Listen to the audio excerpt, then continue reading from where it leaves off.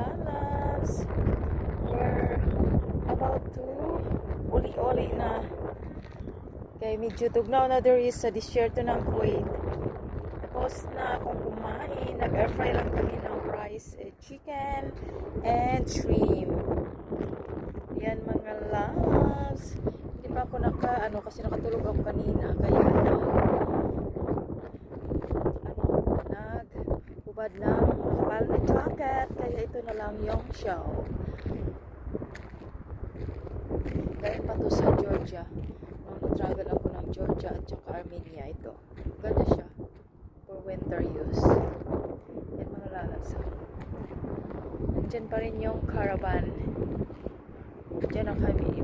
Mas maganda talaga, mas convenient talaga pag may caravan kasi anything is inside. You can do anything what you want. Cooking, sleeping, relaxing. Kasi para ng home siya.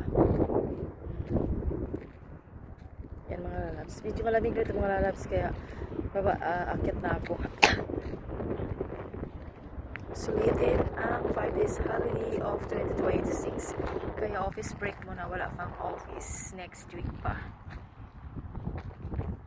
So, yan yung disyerto ng Kuwait. May mga karavan din doon sa bandang roon o yung medyo malayo-layo dito. Yan siya.